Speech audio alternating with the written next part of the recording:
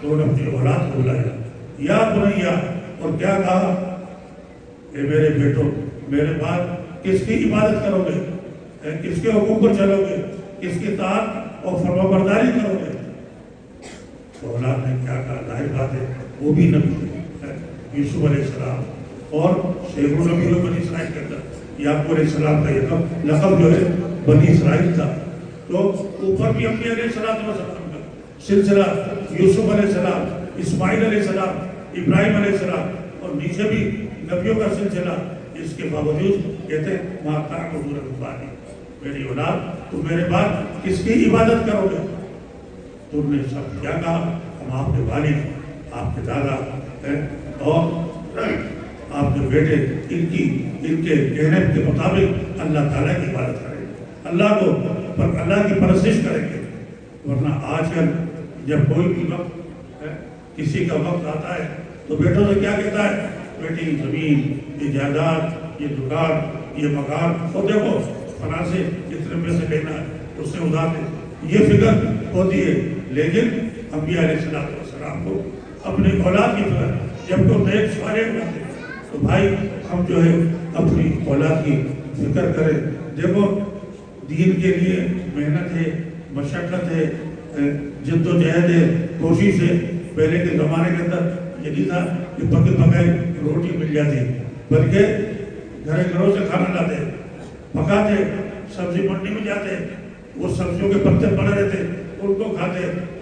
آج ساری سہولتیں مولانا عبدالغنی صاحب نے اس مدرسے کے اندر ماشاءاللہ کر دی، نہ لائٹ کی، نہ کہ رجائی پیشاب پکانے کی، نہ کھانے کی، نہ کپڑے لتے کی، کوئی فکر نہیں، صرف تعلیم حاصل کرنا ہے۔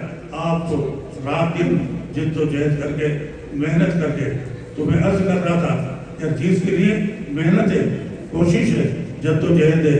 کسی شاعر نے کہا کہ قصنہا بایت کے تایت سنگ خار رابطہ لعل گردن در بنشا بادل کے اندر یہ کہ ایک پتھر جب آفتاب کی تپش کو، اس کی گرمی کو ہزاروں سال برداشت کرتا ہے، تب جا کے لال ہی موتی ہیرا بنتا ہے۔ اسی طرح کہا گیا کہ سالہا بایت تایت کودک الدرسین عالم گردن کو یہ شاعر شیری سمجھو، عالم گردن کو یہ شاعر شیری سمجھو کہ سال ہا سال، برسا برس ایک آدمی، ایک بچہ محنت کرتا ہے علم دین کے لیے تو وہ بہترین عالم دین بنتا ہے، یا بہترین شاعر، یا بہترین مصنف بنتا ہے۔ کب؟ محنت کے بعد۔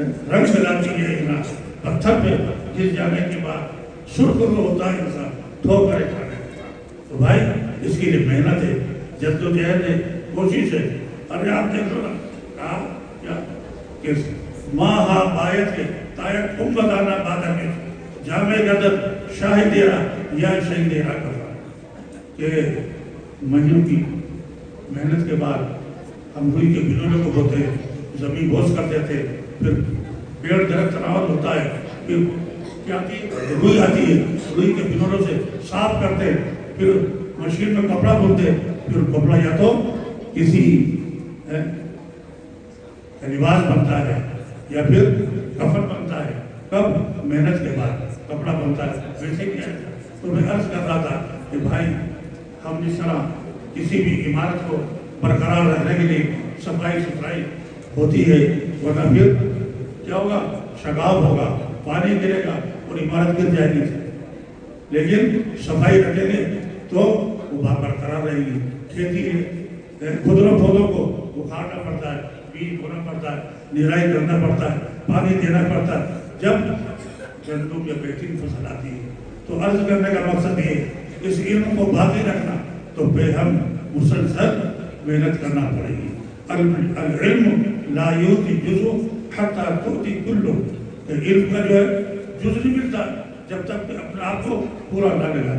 یہ علماء دین رات دن پوچھو مفتی رشید الدین صاحب سے شروع سے آگے تک، ہم تو ادھر ادھر دیکھتے رہے، کبھی سرکاری دفتر تو کوئی مدرسے کے باہری کام، ٹائپنگ، یہ وہ ریلوے کنسیشن، مسافر کو لانا لے جانا، اسی میں لگے، اسی میں زندگی کرنی۔ وہ تو مفتی صاحب کی نظر سے، ان کی صحبت کا اثر تھا کہ اللہ تعالیٰ نے ان کی جوتی میں صدقے کچھ عطا فرما دیے۔